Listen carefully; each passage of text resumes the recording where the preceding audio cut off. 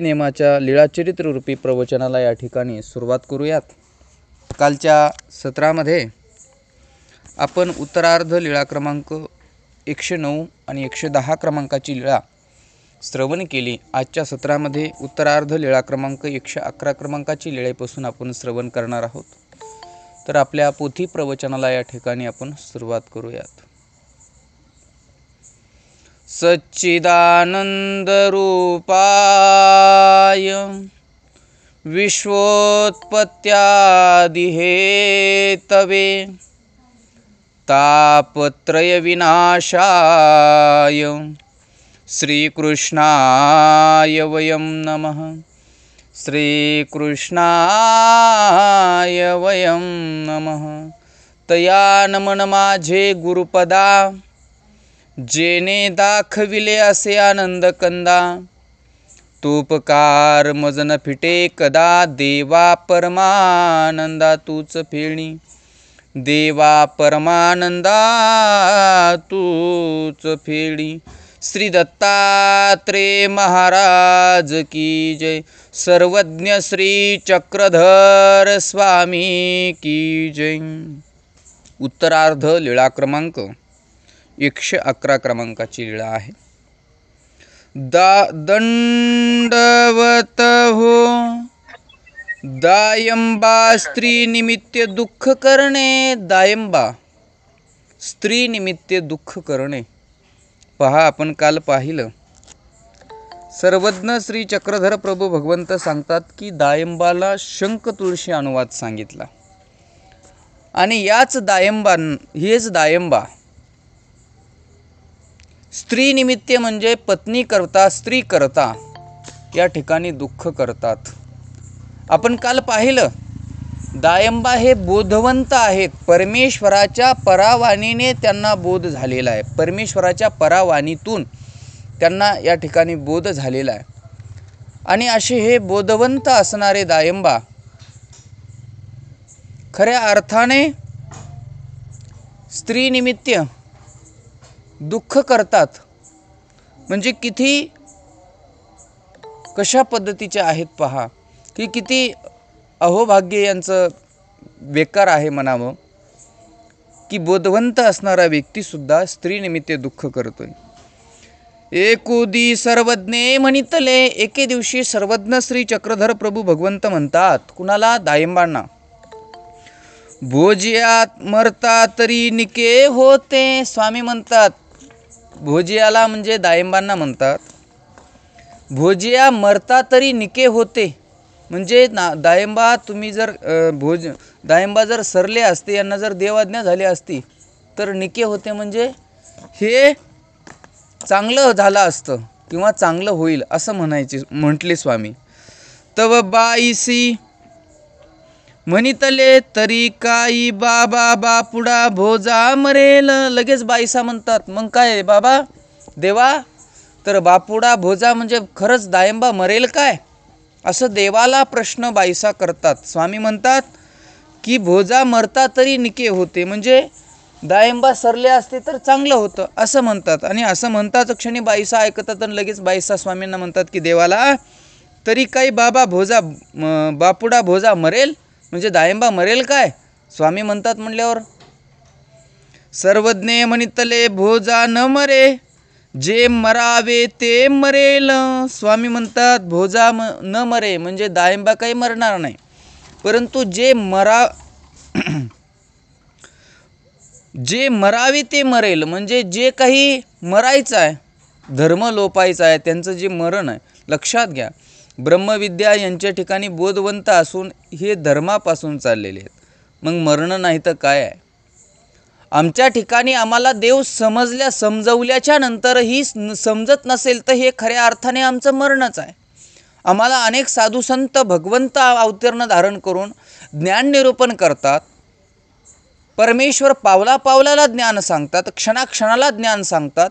अनेक साधू संत सुद्धा आम्हाला क्षणाक्षणाला मार्गदर्शन करतात की असं नाही, असं करा, परमार्थ करा, देव करा, धर्म करा, कशा पद्धतीने तो धर्म जोपासावा, कशा पद्धतीने आचरावा हे सांगतात। तरी आम्ही खऱ्या अर्थाने की दायंबा काही मरणार नाही, परंतु त्याचा जो धर्म आहे तो तो धर्मापासून वंचित होत आहे, म्हणजे मरणच आहे. परमेश्वर आणि संत आम्हाला इतकं सांगूनही आम्ही तुम्ही मरत आहोत हे लक्षात घ्या. आम्ही क्षणाक्षणाला मरतो, परंतु आमच्या लक्षात येत नाही. जेव्हा आमच्या देहातला आत्मा निघून गेला तेव्हाच मेला असं समजतात, परंतु लक्षात घ्या मरण हे क्षणाक्षणाला आहे. आम्ही धर्मापासून वंचित व्हायला लागलो म्हणजे मरण आहे. आम्ही विकल्पाला शरण गेलो म्हणजे मरण आहे. आम्ही एखादं वाईट पाप कृत्य केलं म्हणजे मरण आहे. आम्ही मरणाला सतत मरत असतो, परंतु खऱ्या अर्थाने आमचा आत्मा गेल्यानंतर आम्हाला आमचा मृत्यू झाला असं आम्हाला वाटतं. म्हणून स्वामी म्हणतात की भोजा न मरे, जे मरावे ते मरेल. स्वामी म्हणतात की दायंबा काही मरणार नाही, परंतु जे मरायचं ते मरेल. भोजा जाये निमित्ते थोर दुखिया होईल. स्वामी पुढं सांगतात भोजा जाया निमित्ते फार थोर दुखिया होईल. म्हणजे काय? जाया म्हणजे काय? जाये म्हणजे पत्नीला जाये म्हणतात, लक्षात घ्या. म्हणून देव म्हणतात की पुढं चालून हा भोजा म्हणजे हा दायंबा पत्नीसाठी इतका दुःखी होईल, लक्षात घ्या. आता बोध झाला की अनुसरण. बोधाच्या नंतरची दुसरी पायरी म्हणजे अनुसरण आहे. आणि मग तो जर बोधवंत जर पत्नीनिमित्त जर शोक करत असेल, दुःख करेल असं स्वामींनी सांगितलं. खरं तर स्वामी इथे दायंबांना सावध करत आहेत. 22 स्वामी म्हणतात की भोजा जाये निमित्त थोर दुःखिया होईल, म्हणजे पत्नी निमित्त हा फार दुःखी होईल. मग भोजियासी पुन्हा संबंध न होईल, तेथ दोघ पुत्र होतील. इथं स्वामी पुढं सांगतात की भोजियासी पुनःसंबंध न होईल म्हणजे काय? पुनःसंबंधाला पात्र होतील असं नाही बरं का, तर पुनश्च विवाह होईल. त्यांची पत्नीला देवाज्ञा होईल आणि देवाज्ञा झाल्याच्या नंतर हे दुसरी पत्नी करतील आणि दुसऱ्या पत्नीला सुद्धा 2 मुलं होतील असं स्वामींना सांगायचं आहे बरं का, लक्षात घ्या. मग तया तैसीची झाले. मग काही दिवसांनी दायंबांना स्वामींनी जसं सांगितलं होतं सेम तसंच झालं, लक्षात घ्या. परमेश्वराची परावानी कसं काय वाया ठरेल? अहो साधारण एखाद्या भिक्षुकाची साधुसंतांचा शब्द वाया जात नाही. इथे तर ब्रह्मांड नायक परब्रह्म परमेश्वर आहेत, या जगाचे चालक मालक असणारे ते परमेश्वर. त्या परमेश्वरांची वाणी कसं काय निष्फळ जाईल? परमेश्वराने जसं सांगितलं होतं तसंच काही दिवसांनी दायंबाच्या जीवनामध्ये घडलं. दायंबा स्त्रीचे थोर दुःखी झाले. दायंबा स्त्री म्हणजे पत्नीला देवाज्ञा झाली म्हणून फार दुःखी झाले, दुःख करू लागले. मग गोसाव्यापासी आले. त्या दुःखीस्थ अवस्थेमध्ये दायंबा सर्वज्ञ श्री चक्रधर प्रभू भगवंताजवळ आले. गोसावी निरोपण केले. स्वामी निरोपण करतात, त्यांचं सात्वन करतात, निरोपण करतात. तव दायंबाये पुसिले. तेव्हा दायंबा विचारतात, पहा आता देव परमेश्वर सात्वन करून निरोपण करतात की जसं गोपालकृष्ण भगवंताने द्वापार युगामध्ये अर्जुनाला निमित्त करून अर्जुनाला सांगितलं इथे तुझे कोणी नाही, हे सगळे सखे सोयरे तू म्हणतो ना, हे कुणीच नाही, हे माया जंजाळ आहे, या माया जंजाळामध्ये गुंतू नको, ही सगळी माझीच मोह माया आहे, मी जे सांगतो आहे ते कर, असं अर्जुनाला द्वापार युगात गोपालकृष्ण भगवंताने सांगितलं. आणि कलियुगामध्ये सुद्धा सर्वज्ञ श्री चक्रधर प्रभू भगवंताने तुम्हाला सांगितलेलं आहे. जे दायंबांना निमित्त करून असेल, बाईसांना निमित्त करून असेल, महादाईसांना निमित्त करून असेल, नागदेव आचार्यांना निमित्त करून असेल, सान्निध्यामध्ये जितके भक्तगण आहेत त्या भक्तगणांना निमित्त करून जगाच्या कल्याणार्थ सांगितलेले सूत्र आहेत, जगाच्या कल्याणार्थ सांगितलेल्या या लीळा आहेत, या केलेल्या लीळा आहेत. आणि म्हणून लक्षात घ्या, इथे दायंबाला स्वामी सात्वन करतात, पत्नी सरली ना, जाऊ द्या ना हो, तुम्ही का दुःख करतात, असं निरूपण स्वामींनी केलं. परंतु दायंबा स्वामी निरूपण केल्याच्या नंतर काय प्रश्न विचारावे दायंबाने, लक्षात घ्या. आम्हाला एखाद्याने निरूपण केल्याच्या नंतर काय प्रश्न विचारावं त्याचंही ज्ञान आम्हाला खऱ्या अर्थाने झालं पाहिजे. तो प्रसव खऱ्या अर्थाने इथूनच वाढत जात असतो परमेश्वरापर्यंत. दायंबा काय प्रश्न करतात पहा. जी जी विखो सेविता पाप नव्हे तरी धर्मापासून निरपुनी का काढे. दायंबा प्रश्न करतात. उत्तरार्धामध्ये आपण पहिल्या क्रमांकाच्याच लीळेमध्ये पाहिलं. स्वामींनी याच्यामध्ये भट्टोबासांना सांगितलं होतं की बाई पाप तरी नव्हे परी धर्मापासून ऐसा निरपुनी काढी. हे वचन आपण पाठीमागं पाहिलं होतं. तिथे सर्वज्ञ श्री चक्रधर प्रभू भगवंताने भट्टोबासांना सांगितलं होतं. तर इथे हे दायंबा म्हणतात देवाला, विखो सेविता पाप नव्हे तरी धर्मापासून निरपुनी का काढे. देवा, विषयोपभोग भोगणे किंवा विखो भोगणे हे पाप नाही, मग धर्मापासून निरपुण का काढते बरं असं म्हणता तुम्ही. कसं काय काढेल. नाही काढणार ना. आता पापच घडणार नाही तर धर्मापासून निरपुण कसं काढेल. नाही ना. सर्वज्ञे म्हणितले भोजिया स्त्री म्हणजे मतद्रव्याचा रावोगा. आनिके द्रव्य सेविल्या माजविती स्त्री दर्शन मात्रेची माजवी. म्हणून चित्रीची स्त्री न पहावी स्त्रीचे नी नावे ठकारही न पहावा. स्वामी निरूपण करतात दायंबांना. दायंबाला पुढं सांगतात देव, लक्षात घ्या, भगवंतांनी ब्रह्मचर्य राहून धर्माचं प्रतिपालन का करायला सांगितलेलं आहे. विकार उपभोगणे, विषयोपभोग भोगणे, त्या विषयोपभोगामध्ये रूपरममान होणे आणि त्याच्यातून बाहेर न निघणे. तो मोहमायेच्या जंजाळामध्ये त्या एका पदार्थाची आवडी लागली. नावडत सेवितेची आवडूनी ठाके मग सांडिताही न संडे ऐसा विखोबा पुढा जो सेवित साता आपुलिया मोहरा न करी, असं भगवंताने म्हटलेलं आहे. आणि म्हणून स्त्री म्हणजे मतद्रव्याचा रावोगा अनिके द्रव्य सेविल्या माजविती. स्त्री ही कशी आहे. मतद्रव्याचा रावोगा.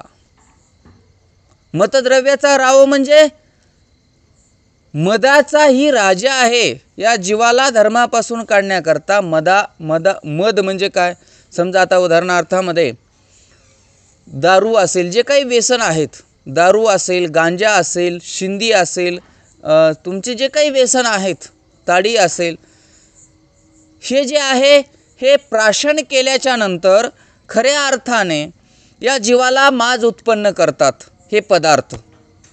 परंतु स्त्री एक अशी पदार्थ आहे, या सर्व पदार्थांपैकी एक राजा आहे.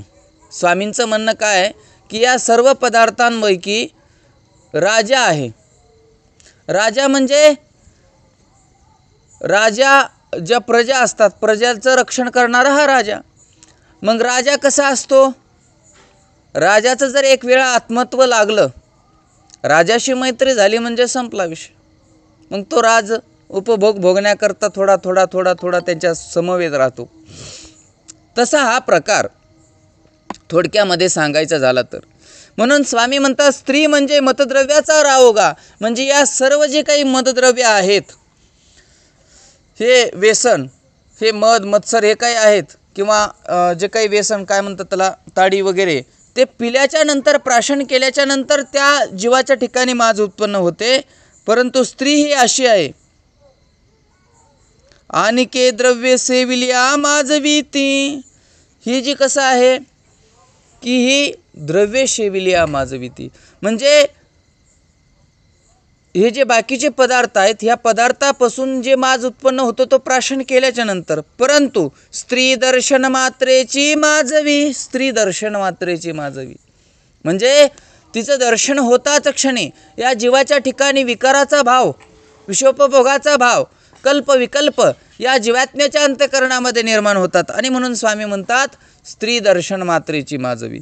म्हणून चित्रीची स्त्री न पहावी. स्वामींनी इतकं सुद्धा सांगितलं, एखाद्या ठिकाणी स्त्रीचं चित्र जर असेल तर ते पाहू नये, असं सर्वज्ञ श्री चक्रधर प्रभू भगवंत सांगतात. स्त्रीचेनी नावे ठकराही न पहावा. स्त्रीचेनी नावे म्हणजे समजा एखाद्या स्त्रीचं एखाद्या ठिकाणी चित्र काढलेलं आहे, एखादी प्रतिमा तयार केलेली आहे, ती सुद्धा पाहू नये. असं जर पाहिल्याने जीवाच्या ठिकाणी एक वेगळ्या प्रकारचा भाव निष्पन्न होत असतो. पाहिले या माजवी म्हणजे जर समजा ते चित्र असेल किंवा एखादी प्रतिमा असेल स्त्रीची, ते पाहिले या माजवी म्हणजे ते पाहिलं जरी तरी जीवाच्या ठिकाणी अशा प्रकारचा भाव उत्पन्न होत असतो. यावरी भट्टी पुशिले, भट्टोबास जवळच बसलेले होते आणि मग भट्टोबासांना प्रश्न पडला आणि भट्टोबास मग जिज्ञासक असणारे भट्टोबास सुद्धा स्वामींना प्रश्न करतात, विचारणा करतात. जी जी पुरुषाशी आणिक काही माजविते असे. जी काय म्हणतात भट्टोबास, जी जी पुरुषाशी आणिक काही माजवीत असे. जी म्हणजे अशा कोणते कोणते पदार्थ आहेत ते सांगा आम्हाला, की पुरुषाला या पदार्थापासून माज उत्पन्न होईल, असे कोणते कोणते वस्तू आहेत असं सांगा, असं सर्व भट्टोबास भगवंताला विनंती करतात. सर्वज्ञे म्हणितले स्त्री दर्शने माजवी द्रव्य अस्तित्वे माजवी. पुढं स्वामी निरूपण करतात भट्टोबासांना सांगतात की स्त्री दर्शने माजवी द्रव्य अस्तित्वे माजवी. समजा स्त्री तर आहे, स्त्री दर्शन मात्रे माजवते, तिच्या दर्शनाने तिला पाहिल्याने त्या ठिकाणी जीवाच्या ठिकाणी तो भाव विकाराचा उत्पन्न होतो. परंतु द्रव्य अस्तित्वे माजवी, उदाहरणार्थामध्ये द्रव्य हे स्त्रीपेक्षाही जास्त माज उत्पन्न करणारं आहे. स्त्री फक्त दर्शन झाल्यानंतर माजवते. एका टीकाकारांनी म्हटलेलं सुद्धा असं आहे की स्त्री रावो आणि द्रव्य श्री चक्रवर्ती असं म्हटलेलं आहे एका टीकेमध्ये टीकाकारांनी. स्त्री रावो म्हणजे राजा आणि द्रव्य चक्रवर्ती म्हणजे चक्रवर्ती म्हणजे काय, रावो आणि चक्रवर्तीमधला भेद सांगतो थोडक्यामध्ये तुम्हाला. रावो म्हणजे राजा आणि चक्रवर्ती म्हणजे राजांचाही राजा, म्हणजे ज्या राजाच्या हाताखाली अनेक प्रकारचे कितीतरी राजे असतात तसं चक्रवर्ती त्याला म्हणतात. आणि त्याच्या हाताखाली अनेक राजे असतात, जसं की देवगिरीच्या राजाच्या हाताखाली अनेक राजे होते नाही का. आपण अचलपूरच्या राजाची लीळा पाहतो, कथा पाहतो, त्याच्यामध्ये त्याचा उल्लेख आला. तसे अनेक राजे असतात एका चक्रवर्तीच्या हाताखाली. आणि म्हणून स्त्री ही फक्त राजा आहे, परंतु द्रव्य हे चक्रवर्ती आहे. ज्याप्रमाणे द्रव्य चक्रवर्ती आहे, त्याच्या आज्ञेने चक्रवर्तीच्या आज्ञेने काही होऊ शकतं. समजा आता द्रव्य आपल्याकडे आहे, आपण जर घरामध्ये जरी द्रव्य ठेवलं किंवा बँकेमध्ये जरी द्रव्य असलं तरी आपण कुठेही गेलं तर अहमपणा मीपणा दाखवतो. त्या द्रव्याच्या जीवावरती आपण त्या ठिकाणी उड्या मारतो. अनेक प्रकारचे अपकृत्य त्या ठिकाणी त्या द्रव्याच्या जीवावरती करत असतात जीवात्मा. आणि म्हणून भगवंत म्हणतात स्त्री ही राजा आहे परंतु द्रव्य चक्रवर्ती आहे.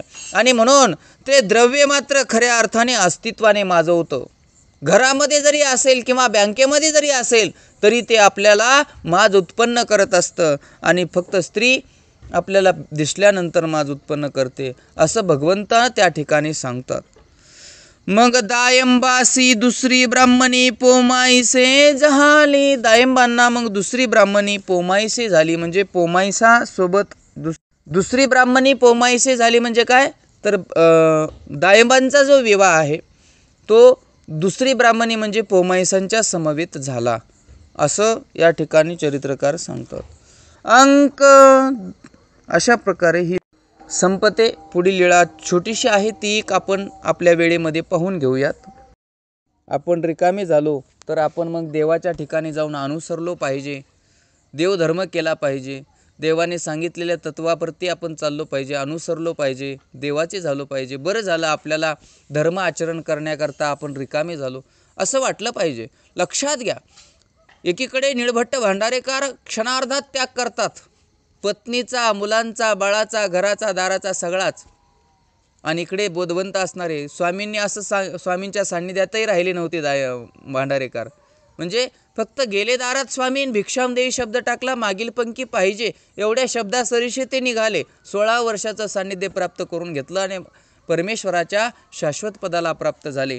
परंतु इकडे एक दायंबा कशी जीवाची पात्रता असते पहा. दायंबाला स्वामींच्या सान्निध्य लाभलं, त्या सान्निध्यात राहून ज्ञानश्रवण करावयास मिळालं, बोधवंत झाले आणि तरीही ते अनुसरू शकत नाहीत.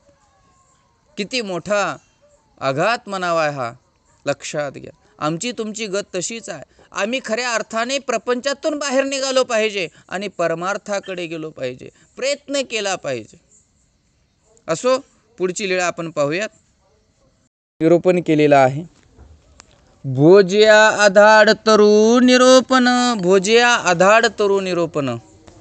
पुढं स्वामी तेच निरूपण करतात अनुसरणाबद्दल दायंबांना. आधाड म्हणजे काय तर वृक्ष. ज्याप्रमाणे तुम्ही नदीपात्रामध्ये केव्हा जर गेलात तर पाणी वाहून वाहून वाहून वाहून त्याच्या मुळीची माती सगळी निघून गेलेली असते.